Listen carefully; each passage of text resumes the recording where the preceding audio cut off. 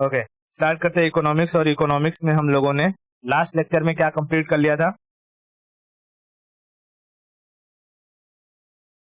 Currency, RBI के बारे में हम लोगों ने पढ़ा था। ठीक है, आरबीआई, आरबीआई का पूरा स्ट्रक्चर हम लोगों ने समझ लिया था। और लास्ट में हमने देखा था कि आरबीआई बैंकों को क्या कहता है कि भाई किसी का खाता खोलने से पहले उसके बारे में समझो, उसके बारे में जानो। तो हमने लास्ट लेक्चर में क्या किया था? नो योर कस्टमर, केवाईसी के बारे में समझ लिया था। केवाईसी, ठीक है, केवाईसी का फुल फॉर्म क्या होता है? Know your customer, know your customer. ठीक है, अब समझते हैं कि खाता, अकाउंट कितने टाइप का होता है। ठीक है, अकाउंट समझ आ रहा है? हाँ, बैंक अकाउंट, बैंक अकाउंट, खाता कितने टाइप का होता है। ठीक है, देख, अकाउंट मेनली तीन तरीके का होता है। ठीक है, अकाउंट मेनली तीन तरीके का होता है। एक ऐसा अकाउंट जिसमें हम जब पैसा चाहे रख सकते हैं, जब चाहे निकाल सकते हैं, उसे कहते हैं मांग जमा, डिमांड डिपॉजिट। क्या कहते हैं? डिमांड डिपॉजिट, डिमांड डिपॉजिट, मांग जमा, मांग जमा। यानी जब चाहे तब मांग ले और जब चाहे तब जमा कर दे, जब चाहे तब मांग ले, जब चाहे तब जमा कर दे। दूसरा होता है रिकरिंग डिपॉजिट, रिकरिंग डिपॉजिट, आवर्ती जमा। क्या होता है? हाँ हाँ हाँ, बैंक, बैंक अकाउंट के बारे में ही समझा रहा हूँ। सुन तो इसीलिए तो पढ़ रही है। रिकरिंग डिपॉजिट, इसे क्या कहते हैं? आवर्ती जमा,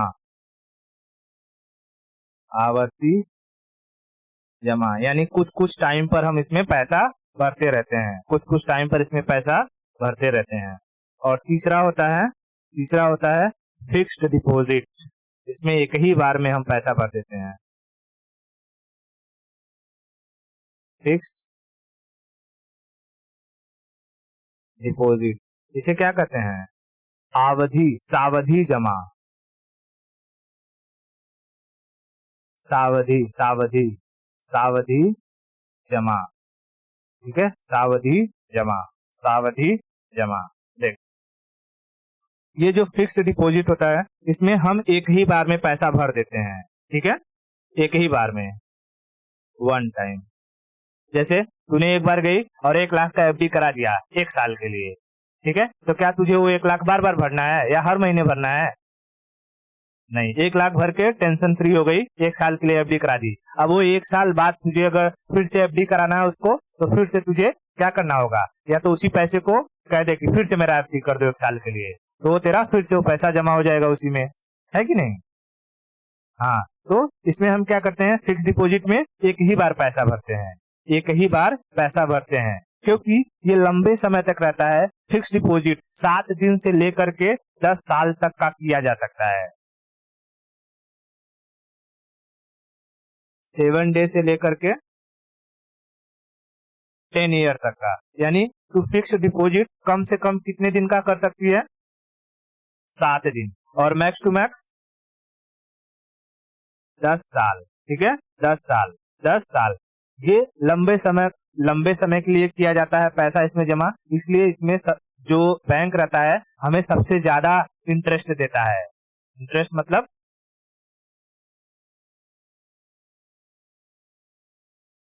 ब्याज, हमें ब्याज इस पे सबसे ज्यादा मिलता है। ठीक है, तो मैक्सिमम इंटरेस्ट, इंटरेस्ट, ठीक है, मैक्सिमम ब्याज हमें इस पर मिलता है। ये रफली 8% के आसपास होता है, 7%, 8% वेरी करते रहता है बैंकों के हिसाब से। ठीक है, बैंकों के हिसाब से वेरी करते रहता है।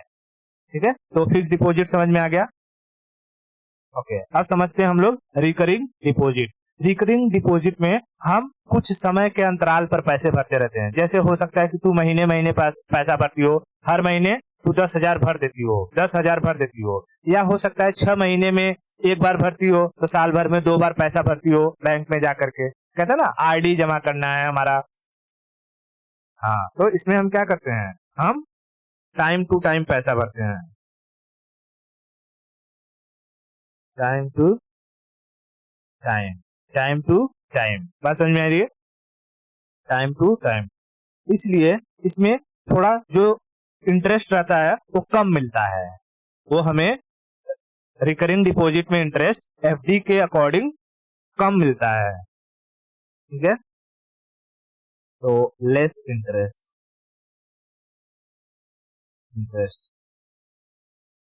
Then FD. ये अमूमन कितना रहता है, तो 6 से 7 या 5 से 6 के बीच में रहता है। मैं ले लेता हूँ 6%। ठीक है, चेंज होते रहता है ये हमेशा। मुझे पता है ना कि जैसे जैसे मॉनेटरी पॉलिसी कड़क होगी, लूज होगी, उसके अकॉर्डिंग ये लोग भी, बैंक भी अपना क्या करेंगे, इंटरेस्ट रेट बढ़ाएंगे घटाएंगे। ठीक है, तो हमको रिकरिंग डिपॉजिट में ब्याज एफडी की अपेक्षा कम मिलती है। ठीक है, अब आते हैं हम लोग डिमांड डिपॉजिट में, यानी ऐसा खाता जिसमें हम जब चाहे तो जमा कर दे और जब चाहे तो निकाल लें। ये डिमांड डिपॉजिट 2 टाइप का होता है। एक को हम कहते हैं सेविंग अकाउंट, और दूसरे को कहते हैं करंट अकाउंट। ठीक है, सेविंग अकाउंट और करंट अकाउंट। देख, करंट अकाउंट में हम अपने बिजनेस का पैसा रखते हैं। पर्सनल के लिए करंट अकाउंट नहीं ओपन किया जाता है।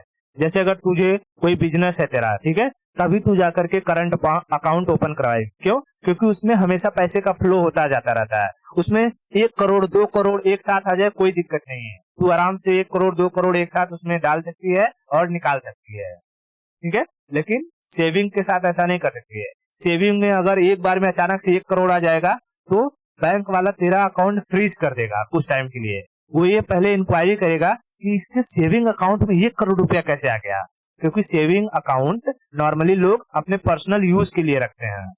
बात समझ में? हाँ, तो सेविंग अकाउंट में बहुत ज्यादा पैसा नहीं मिलता है, लेकिन करंट अकाउंट में कुछ चाहे जितना पैसा डाल ले। क्यों? क्योंकि ये बिजनेस के पर्पज से होता है, तो बैंकों को पता रहता है बिजनेस में पैसा लगता है, सामान खरीदना होता है, तो मैक्सिमम पैसा आ और जा सकता है। करंट अकाउंट में जब चाहे तू निकाल ले, सेविंग अकाउंट में से भी जब चाहे तब तू निकाल सकती है। ठीक है, तो करंट अकाउंट किस लिए खोला जाता है? For business. ठीक है, बिजनेस पर्पज से। क्या इसमें पैसे का फ्लो तेज रहता है या स्लो रहता है? बहुत फास्ट रहता है, फ्लो फास्ट रहता है। और सेविंग अकाउंट किस के लिए खोला जाता है? Personal, for personal use. क्या सेविंग अकाउंट में एक साथ में बहुत सारा पैसा आ सकता है? आने को आ सकता है, लेकिन तो तेरा अकाउंट फ्रीज कर देगा। ठीक है, तो तेरे ऊपर इंक्वायरी, फ्रीज मतलब कुछ टाइम के लिए रोक देगा, तो उसमें से पैसा नहीं निकाल पाएगी। ठीक है, वो तू निकालने जाएगी तो पूछेगा क्यों निकाल रही हो, तो तेरा एटीएम कार्ड ब्लॉक कर देगा। बस समझ रही? हाँ, तो तू जाकर के फिर तुझे रीजन बताना पड़ेगा कि देखिए ये है, मैं ही हूँ और मेरे अकाउंट में ये कोई इलीगल पैसा नहीं आया है, लीगली पैसा है। ठीक है, तब वो कहेगा अच्छा अच्छा ठीक है, तब चालू कर देगा। जैसे एक बार बीच में तूने देखा होगा तो सोशल मीडिया पे एक बाबा का ढाबा है ना, बहुत फेमस हुआ था बाबा का ढाबा। तो गौरव नाम का जो फूड ब्लॉगर था, उसने लोगों से कहा था, तो लोगों ने बाबा के ढाबा में बहुत पैसा भेजा था। जहां बाबा के ढाबा में 200 रुपया 400 रुपया हुआ करता था अकाउंट में, एक ही रातों रात में उसके अकाउंट में 5 से 6 लाख रुपए आ गए। तो मैनेजर परेशान हो गया, साला ये बाबा के ढाबा में इतना पैसा कहाँ से आ गया। तो उसने उसके अकाउंट को क्या कर दिया था, फ्रीज कर दिया था। ठीक है, तो फिर बाबा का ढाबा जाके गौरव हसन पर क्या कर दिया, केस ठोक दिया कि गौरव हसन मेरा पैसा चुरा लिया। बोला साला एक तो फेमस किया, ऊपर से उल्टा मेरे को ऊपर केस ठोक दिया। बुढ़वा बहुत हरामी था। ठीक है। तो यहाँ पर क्या होता है, इसका फ्लो थोड़ा स्लो होता है। फ्लो थोड़ा सा क्या होता है, स्लो होता है। बात समझ में आई? तो अकाउंट कितने टाइप के होते हैं, 3 टाइप के। कौन कौन से? Demand deposit account, recurring deposit और फिक्स्ड डिपॉजिट। इसमें से बता, इन सारे अकाउंट में से सबसे ज्यादा तरलता यानी सबसे ज्यादा लिक्विडिटी किसकी होती है? सेविंग की कहा, करंट की। करंट की। सेविंग में तो तेरे ऊपर लिमिटेशन भी लगा देता है, 3 बार से ज्यादा निकालोगी तो पैसा काट दूंगी, है। लेकिन करंट में धकाधक निकालो, धकाधक आने दो। तो सबसे ज्यादा लिक्विडिटी इसकी होती है, मैक्सिमम लिक्विडिटी। ठीक है, मैक्सिमम लिक्विडिटी। बता, इस कौन से अकाउंट में जनता को ज्यादा फायदा मिलता है?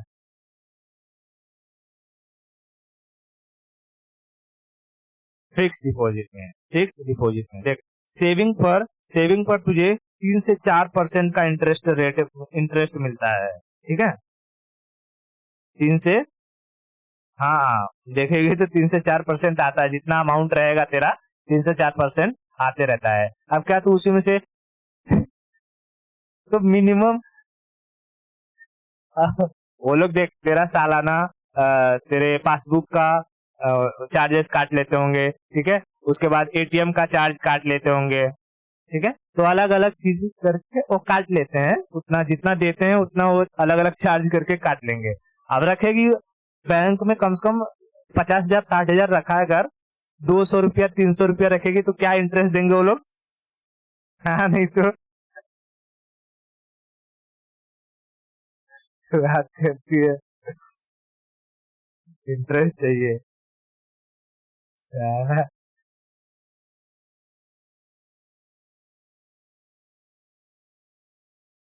हाँ तो वही है ना, वो तो काटेंगे, बोलेंगे एक बार आया है पैसा, लाओ काट लो।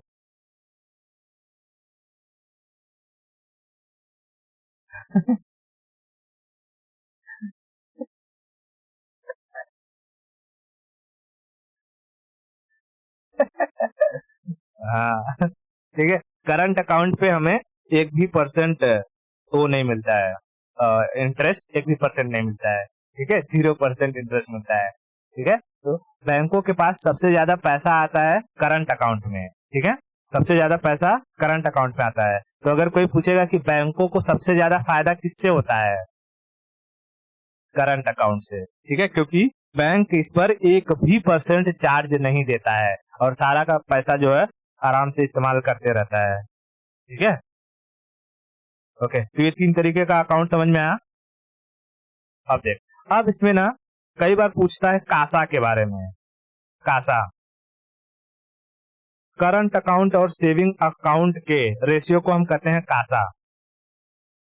देख, current account upon saving account, current account upon saving account, इसे क्या कहते हैं? कासा।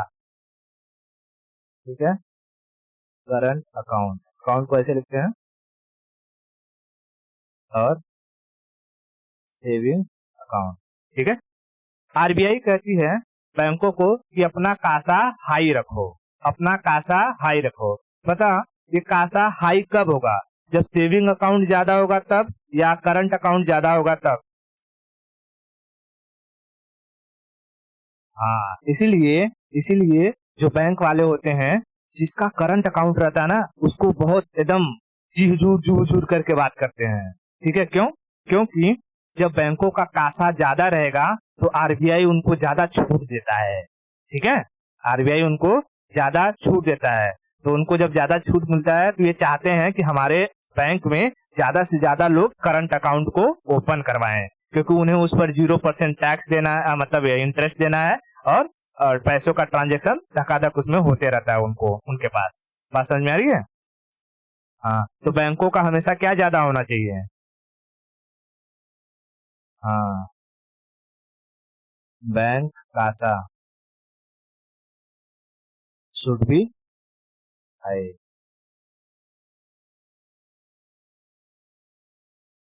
Should be high. इतना समझ में आया? ओके, तो कासा क्या होता है? Ratio of current account and saving account, ratio of current account and saving account. और कासा हाई कैसे होगा? जब करंट अकाउंट बैंकों में ज्यादा से ज्यादा खुलेंगे तब किसी भी बैंक का कासा हाई रहेगा। और जैसे ही किसी बैंक का एक बेंचमार्क सेट हो जाता है कि भाई कम से कम तो कासा तुम्हारा इतना होना चाहिए, ठीक है। जैसे ही किसी का कासा कम होता है तो उसको आरबीआई उसके मैनेजर को प्यार से बुलाता है और फिर गरियाएगा, ठीक है। फिर वो मैनेजर आएगा तो फिर नया नया कहेगा भाई कुछ करो, फिर वो अपना फ्रस्ट्रेशन अपने वर्कर के ऊपर निकालेगा, ठीक है। इतना समझ में आ गया? ओके, अब हम लोग समझते हैं बैंकों का इतिहास, ठीक है, बैंकों का इतिहास, ठीक है। हिस्ट्री ऑफ बैंक्स समझ।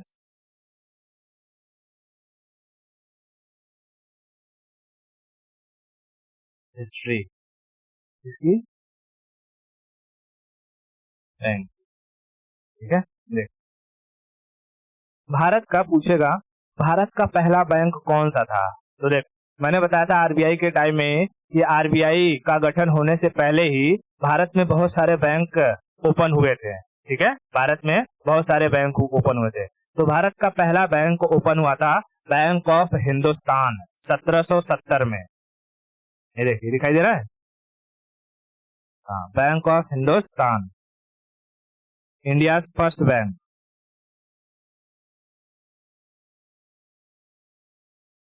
बैंक ऑफ हिंदुस्तान, हिंदुस्तान कब ओपन हुआ था? 1770 में, 1770 में, 1770 में। ये किसके द्वारा खोला गया था? तो ये एक ब्रिटिश के द्वारा खोला गया था, ठीक है। ब्रिटिश बैंक थी ये, ठीक है। तो इंडिया फर्स्ट बैंक,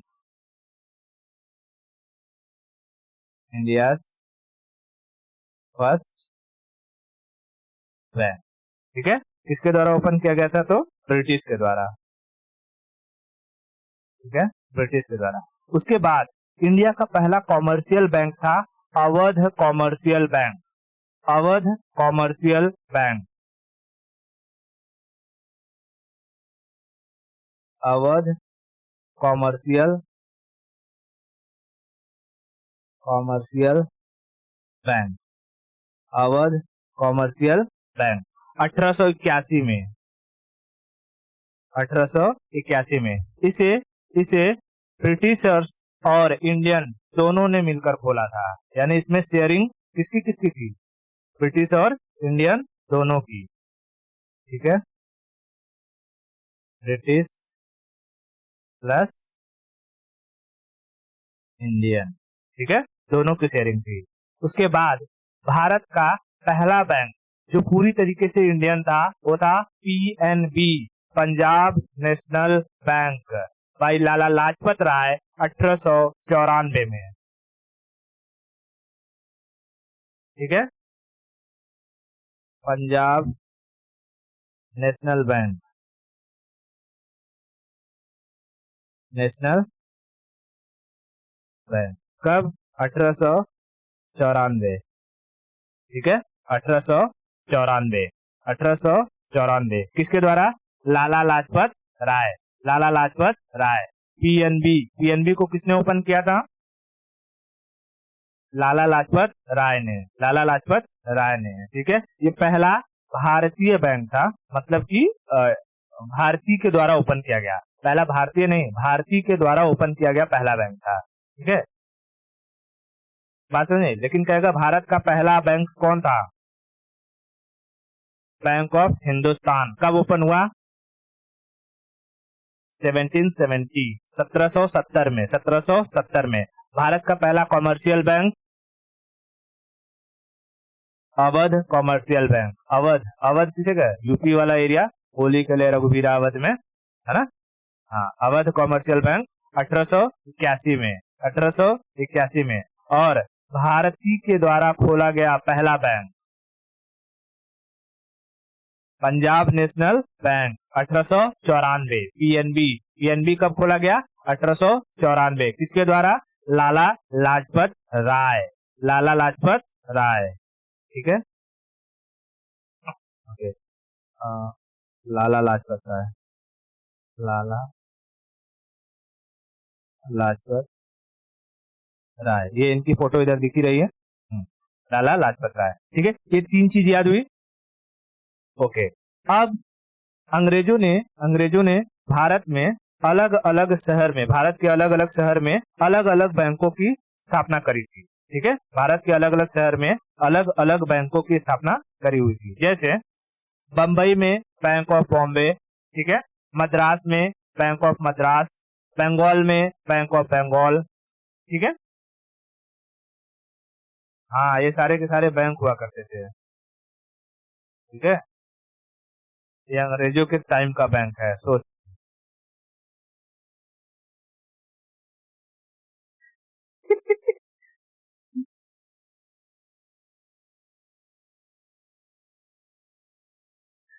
अरे नहीं, वो लोग जिस एरिया में रहते थे बहुत ज्यादा डेवलपमेंट करते थे। उस वक्त जब ब्रिटिश हुआ करते थे ना बंगाल में, तो बंगाल की तुलना लंदन से की जाती थी। कितना बेहतरीन डेवलपमेंट था। आज के बैंक क्या देते हैं? बैंक ऑफ बॉम्बे, बॉम्बे जाके देखना, ढह बह गया होगा। Bank of Bengal, bank of Bengal, और ये बैंक ऑफ मद्रास। ठीक है, मद्रास। ठीक है, मद्रास। देख, बैंक ऑफ बॉम्बे को ओपन किया गया था, बैंक ऑफ बॉम्बे को ओपन किया गया था 1640 में। ठीक है, एक काम करता हूँ, थोड़ा सा सीक्वेंस। अच्छा ठीक है, 1640 में इसको ओपन किया गया था। 1600, अरे 1600 कह रहा हूँ, 1840,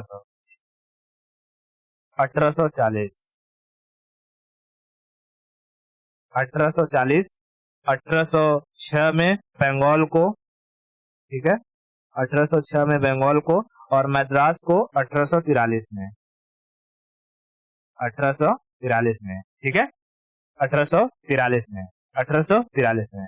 बाद में देख, ये तीनों बैंक को याद रखना। ठीक है, ये तीनों बैंक कौन? Bank of Bombay, bank of Bengal, bank of Madras. तो ऐसे याद रखना, बैंक ऑफ बंगाल, बॉम्बे और मद्रास, बंगाल, बॉम्बे और मद्रास, 1806, 40 और 43, 1806, 40 और 43, 1806, 40 और 43। बंगाल में, क्योंकि उस वक्त 3 एरिया बहुत फेमस थे ना, बंगाल, बॉम्बे और मद्रास, बंगाल, बॉम्बे और मद्रास, ये तीनों एरिया में ये बैंक हुआ करते थे। तो इसको ना 1921 में एक कमेटी बनाई गई और कहा गया कि ये काम करो, भारत का एक ना बड़ा बैंक होना चाहिए, भारत का एक बड़ा बैंक होना चाहिए। इन तीनों बैंकों को ना मर्ज कर दिया गया, उसी के अंडर ला दिया गया, जिसे कहा गया imperial Bank of India, Imperial Bank of India. ठीक है, इन तीनों को एक ही में मर्ज कर दिया गया, और क्या कहलाए ये? Imperial Bank of India, Imperial Bank of India. ठीक है, क्या कहलाए? Imperial Bank of India, India. बता, इंपीरियल बैंक ऑफ इंडिया के under, imperial Bank of India के अंडर कितने बैंकों को शामिल किया गया? 3, 3। गुलाम भारत का ये सबसे बड़ा बैंक होता था, कौन? Imperial Bank of India, Imperial Bank of India. बात समझ में आई? Imperial Bank of India. इन्हें कब मर्ज किया गया? तो 1921, 1921। यानी इंपीरियल बैंक ऑफ इंडिया कब बना? 1921। तो अगर पूछेगा कि गुलाम भारत का सबसे बड़ा बैंक कौन सा था, imperial Bank of India. Imperial Bank of India के अंदर कितने बैंक मर्ज हुए थे? 3। कौन कौन से? बंगाल, बॉम्बे, मद्रास। बंगाल, बॉम्बे, मद्रास। भारत का पहला bank.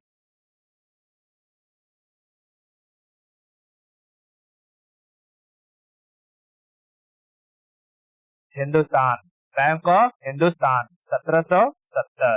Bank of Hindustan 1770। Bank of Hindustan 1770। PNB bank कब बनाया गया? 1894। 1894। 1894। 1894।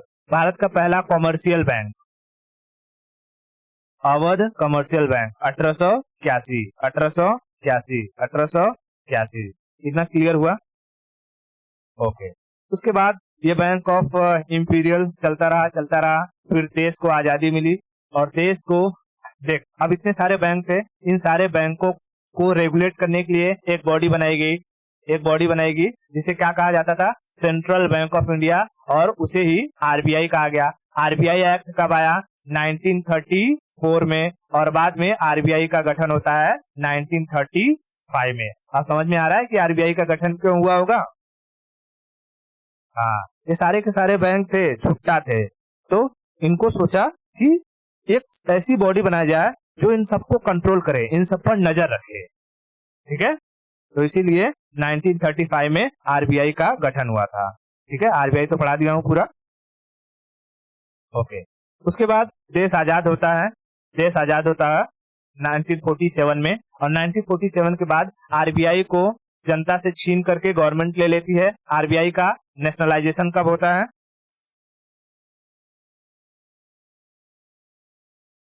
1949 में, 1 जनवरी 1949 में, 1 जनवरी 1949 में आरबीआई का नेशनलाइजेशन किया गया। उसके बाद एक कमिटी बनाई गई और कहा गया कि ये इंपीरियल बैंक तब भी चल रहा था, इंपीरियल बैंक भारत में चल रहा था, इंपीरियल बैंक, और कहा गया कि जो अंग्रेजों के समय का ये इंपीरियल बैंक है, अंग्रेजों के समय का जो इंपीरियल बैंक है, इसे भी अब क्या करना चाहिए? गवर्नमेंट के द्वारा खरीद लेना चाहिए, गवर्नमेंट के द्वारा खरीद लेना चाहिए। तो गवर्नमेंट ने एक कमिटी बनाई 1955 में, 1955 में, जिसे कहा गया गोरवाला कमेटी। ठीक है, गोरवाला कमेटी।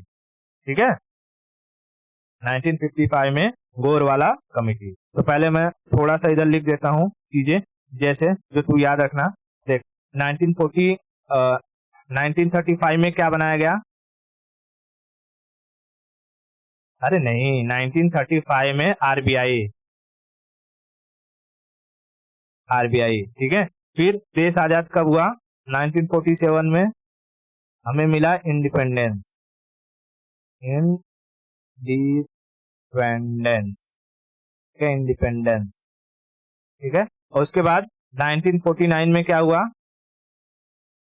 1949 में आरबीआई का नेशनलाइजेशन, नेशनलाइजेशन ऑफ आरबीआई। ठीक है, आरबीआई का नेशनलाइजेशन होता है, इतना चीज याद रहेगा। उसके बाद 1955, 1955 क्या बनाया गया? Gorwala committee, Gorwala committee. ठीक है, कमेटी, ये है गोरवाला मिस्टर। ठीक है, और इन्होंने कहा कि जो इंपीरियल बैंक है उसका नेशनलाइजेशन कर देना चाहिए, और इंपीरियल बैंक ऑफ इंडिया का गवर्नमेंट ने खरीद लिया और उसका नाम पड़ा स्टेट बैंक ऑफ इंडिया। ठीक है, तो क्या हुआ? नेशनलाइजेशन, नेशनलाइजेशन इसका, इंपीरियल बैंक का, इंपीरियल बैंक का। और इंपीरियल बैंक का नाम क्या पड़ गया? स्टेट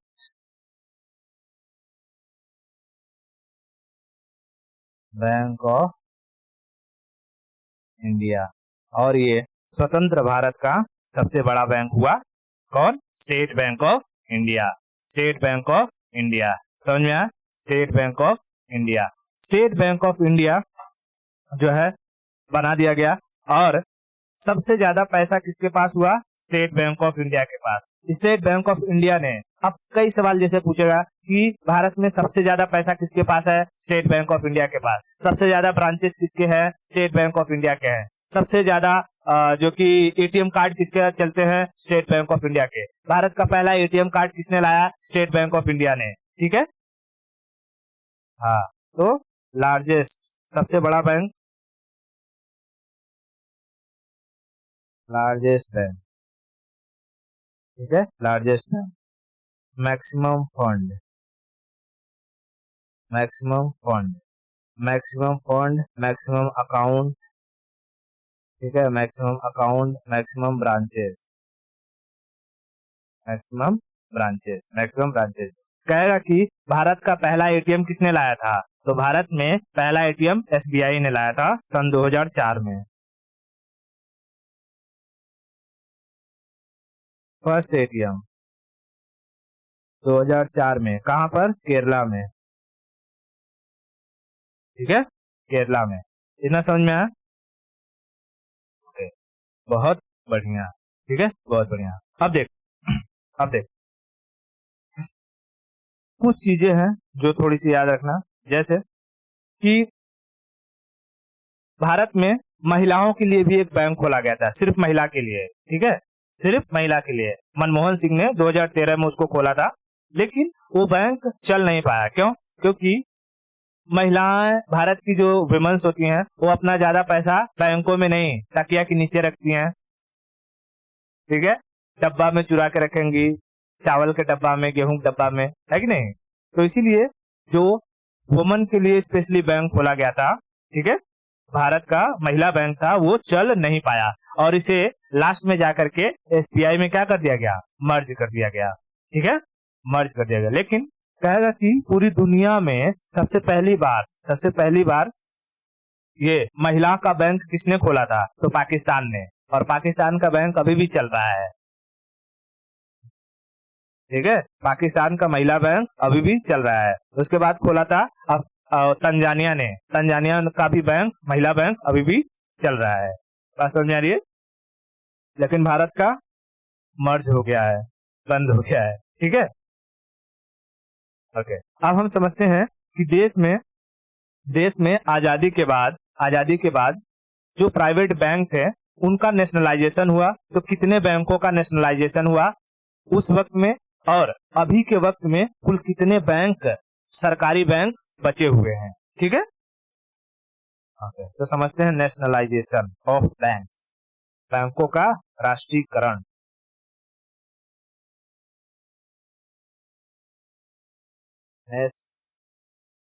नेशनलाइजेशन ऑफ बैंक्स, ठीक है, बैंकों का राष्ट्रीयकरण, बैंकों का राष्ट्रीयकरण। देख, भारत सरकार ने बैंकों का राष्ट्रीयकरण 2 बार में किया था, ठीक है, 2 फेजेस में। Nationalisation have done in 2 phases, in 2 phases, एक हुआ 1969 में, 1969 में, कब हुआ? 1969 में। 1969 के तहत उन बैंकों को भारत सरकार ने खरीद लिया जिसके पास पैसा 50 करोड़ से अधिक था। किन बैंकों को खरीदा? हाँ, government acquired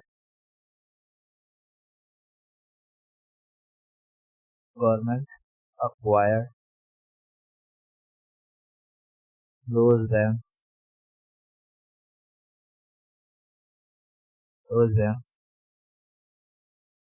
having fund more than 50 crore, ठीक है, 50 करोड़, 50 करोड़ से जिसके पास ज्यादा था उतने बैंकों को खरीद लिया। और उस वक्त गवर्नमेंट ने कुल 14 बैंकों को नेशनलाइज किया। तो 1969 में कितने बैंक नेशनलाइज हुए हैं? 14 बैंक्स गॉट नेशनलाइज्ड। इतना समझ में आया? उसके बाद दूसरा फेज आया 1980 में। 1980 में गवर्नमेंट ने उन बैंकों को अपने अंदर कर लिया या खरीद लिया जिनके पास फंड 200 करोड़ से अधिक था। फंड कितना था? More than 200 crore. ठीक है, मोर देन 200 करोड़। और ऐसे टाइम में टोटल 6 बैंकों को नेशनलाइज किया गया। टोटल 6 बैंक को नेशनलाइज किया गया। तो बता, 1969 में 14 बैंक और 1980 में 6 बैंक, टोटल भारतीय गवर्नमेंट के पास यानी भारत सरकार के पास कितने बैंक हो गए? 20। ठीक है, तो टोटल 1980 में टोटल कितने बैंक हो गए? टोटल बैंक जिसके पास इंडियन गवर्नमेंट के, तो 14 + 6 20। लेकिन धीरे धीरे क्या होते गया, जैसे कि मान ले बहुत सारे बैंक है, जैसे मान ले कि यूबीआई है, यूनियन बैंक ऑफ इंडिया है, ठीक है, फिर एसबीआई हो गया, फिर जो कि पीएनबी हो गया, ठीक है, ऐसे ऐसे करके 20 पूरे बैंक थे। अब इसमें से देखा कि कुछ कुछ बैंक अच्छे से परफॉर्म नहीं कर पा रहे हैं या डूबने वाले हैं, तो उन्होंने क्या कर दिया कि जैसे 2 बैंक को आपस में मर्ज कर दिया। तो जब 2 बैंक को आपस में मर्ज करेगा तो ये दोनों मिलकर के एक बैंक हो जाएंगे। तो ये नंबर घटेगा कि नहीं घटेगा? घटेगा। तो अभी भारत सरकार के पास टोटल 12 बैंक बचे हुए हैं। ठीक है, टोटल 12 बैंक बचे हुए हैं। तो क्या ये 12 बैंक कैसे हुए, समझ में आया ना? मर्जर की वजह से। ठीक है, due to merger of banks government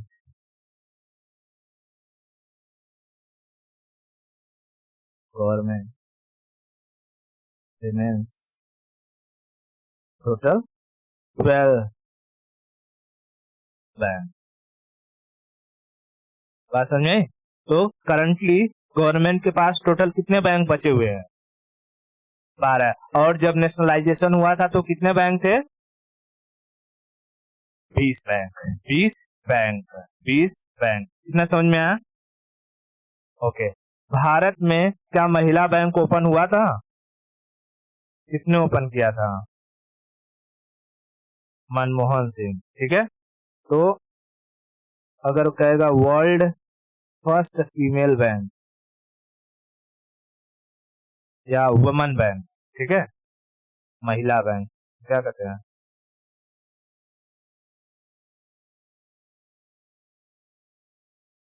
woman bank.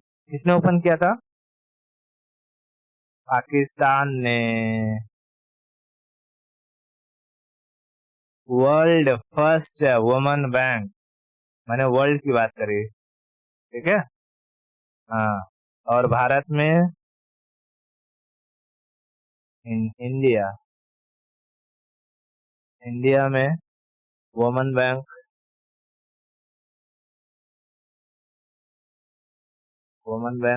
किसने ओपन किया?